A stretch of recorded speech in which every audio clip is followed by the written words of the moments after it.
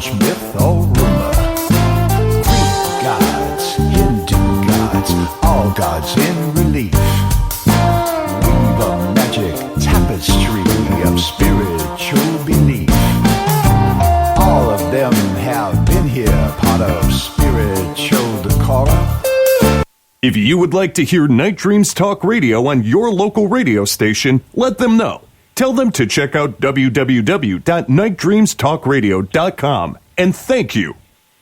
Do you have a paranormal story you want to share on Night Dreams Talk Radio? You could be a guest. Email us at nightdreamstalkradio@gmail.com. You can advertise your business on Night Dreams Talk Radio, and you will be heard worldwide. Why not contact us at nightdreamstalkradio@gmail.com. You're listening to my friend Gary Anderson on Night Dreams Talk Radio, the best in paranormal radio. Well, John, maybe not the best, not the worst, but we are on the radio, and we're on the radio tonight with Terry Lovelace. Now, he was in the Air Force, and, well, him and his buddy went camping, and they saw something strange in the sky. Next thing they know, later on, they saw something on the ground. And then we're going to let Terry, explain to you what happened all after that. Hey, Terry, are you still with us? Oh, you bet I am. Well, and I'm ready for that story. Yeah, let's go back when you were in the Air Force. You decided, your friend and you decided you were going to go camping for the very first time in your life, I believe. And let's start from there. Let's start from there. Sure. Yeah, I had a friend, a guy I worked with. His name, I refer to him as Tobias in the book, out of deference to his family. He has since passed away, and I'll get into that too. But he came up to me one night and he said, "Hey, man, I got an idea. Let's go camping." And I'm like, "What are you talking about? I'm a city kid. You're a city kid." We were both, I was 22. He's a year older than I am, or was. He was 23 at the time. And I had a new camera I wanted to try out. And we both lived at Whiteman Air Force Base in western Missouri, which at the time was a SAC base, Strategic Air Command. And they had nuclear-armed B-52s and the Minuteman II ICBM intercontinental ballistic missile system armed with nukes. So, when you live on a nuclear base, there's not a lot you can do with a camera. I wanted to photograph wildlife, like eagles and deer and stuff. And Toby was just ate up with the night sky. He was an amateur photographer, and an amateur astronomer. And he could identify the constellations. He knew the names of stars. He could predict when satellites would come over. And all these years later, now I wonder where that fascination with the sky came from. I think maybe he was visited when he was a kid too. I wish I had a way of validating that. So we drove down to a place called Devil's Den State Park, which is in northwestern Arkansas. And we dodged the campgrounds because we wanted to stay in the wilderness. We saw ourselves as, like Lewis and Clark, and we didn't want to sit in a campground with, people right next to us and children and other undesirables running around. We wanted to make this an adventure.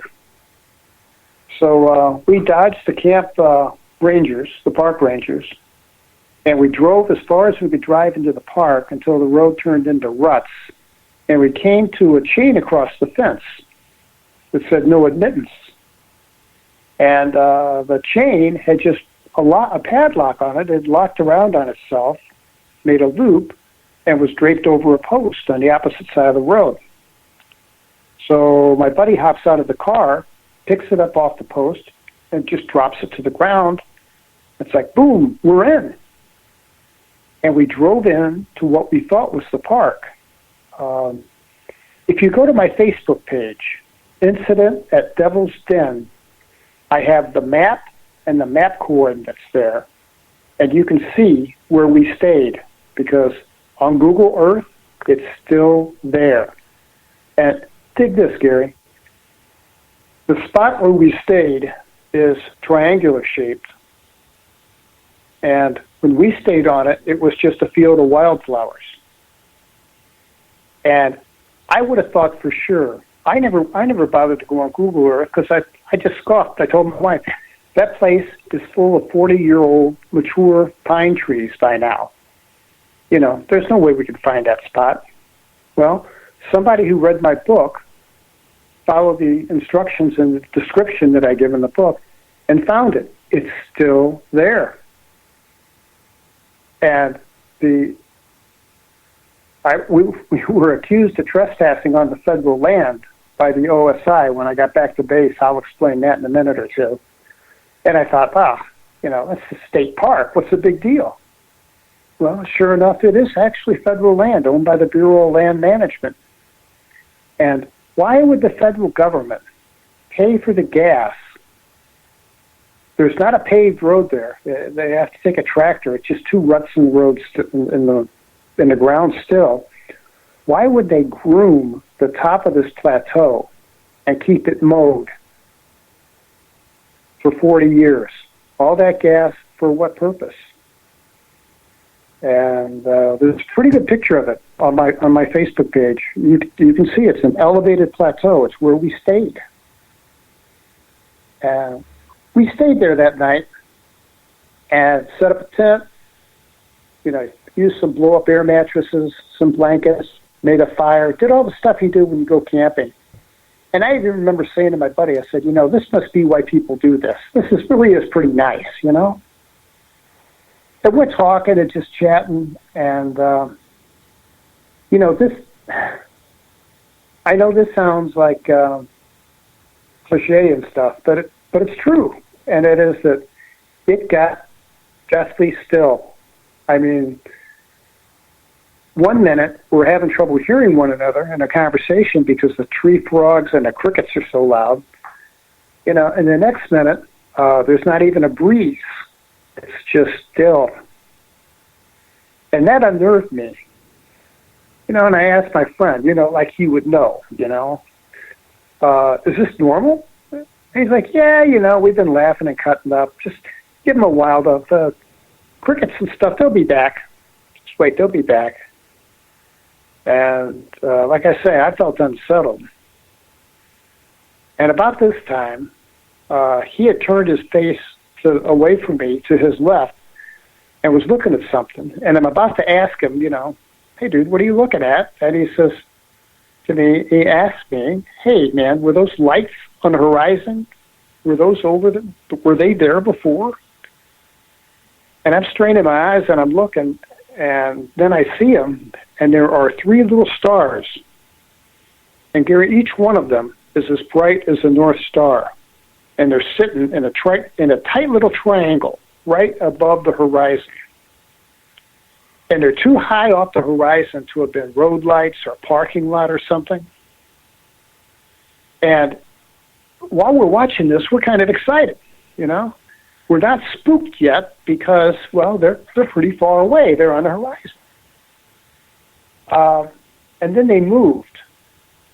And they rotated like they were on an axis and did about a 3/4 turn.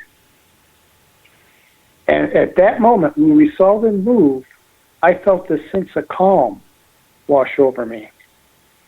And I would describe it as almost sedation. And our emotions were just absolutely inappropriate to what was going on. We should have been, freaked out. We should have been in the car and out of there. Because with the stillness outside and these things in the sky, it was just spooky. It sounds like it. These things then started. It was. But we were sedated. I don't know how they do that, but I think they can control your emotion. I was speaking to Leslie Kane. I don't know if you know Leslie or not. She did an investigative report on the Phoenix Lights. And something like 6,000 people, 6 to 8,000 people witnessed the Phoenix Lights, and there's like 3 photographs. And she did kind of a polling, calling people and say, you know, you were a witness. Did you ever think of taking a photograph of it? And nobody did. Nobody did. Well, hardly anyone did. Well, you know why? I mean, seriously, when people encounter something, okay, one is that you're in awe. That's number one. Number two, you're kind of like scared. And 3 is your brain doesn't even function. You're trying to absorb what you're seeing, and your brain's telling you from everything you have learned that's not possible. And who's going to think about your brain's rebelling? And who's going to think about grabbing your cell phone or a camera or whatever and take a picture? You just don't think about that. That's why, you know, people that claim they say Bigfoot or UFOs, if you notice, either the pictures are blurry, well, some of them are, but I mean, let's face it, that's not something you think about. One is you're trying to digest what's going on. Yeah. Yeah. Well, that certainly happened to us. Well, this thing, you know, it moved up into the sky. And when it did, it grew. And it got bigger. And it got bigger exponentially. I mean, it seemed to travel from the horizon to our campsite in less than half an hour. And before it headed in our direction, it headed straight up. And then it made a turn, leveled off, and then descended and came down toward us. And while it's in the sky, this thing is tumbling and going end over end over end. And I remember thinking that, you know, this thing is moving with purpose. This isn't just haphazard movement. This thing is really moving with purpose. And I have no idea what gave me that idea. But I think it's right. I mean, that's how it felt. It was moving with purpose. And we watched it. Because we were on this piece of high ground, we could see the valley below us. And that night, it was crystal clear outside, and there were just a trillion stars. I mean, the Milky Way was spectacular. You could see this big white band of, looked like a white cloud. It was absolutely amazing. And there was no light pollution. You know, we were 30 miles from anything. And the ambient light from the stars, and there were lights on the end of on the apex. On each point of this triangle, there was a light. But there was still, when it moved across this valley, it made this big black triangle shadow. And then everything outside the blackness of the triangle was lit up by these lights. And it was an eerie sight. And that should have sent us packing. And, you know, we're laying there on these air mattresses, and there's no discussion about the thing. I mean, I don't think we hardly exchanged a word. And this thing stopped about 3,000 feet over our heads. And we're mesmerized by it. And we're looking at it. I mean, all we can see is the underside of it. But from the center of the underneath, it shot out this beam of light. And it was crazy, Gary. It was this white light. It was visible light. It was like a searchlight cutting through fog, but there was no fog. Does that make sense? And this light landed right in the center of our campfire and just stayed there for like a minute, and then it went out. And as soon as it went out, this laser beam, and lasers were kind of a new concept in '77. I had never seen one except on television, and this laser came out from the same spot underneath this craft and in the middle. It's still 3,000 feet above us, so we really can't see anything other than the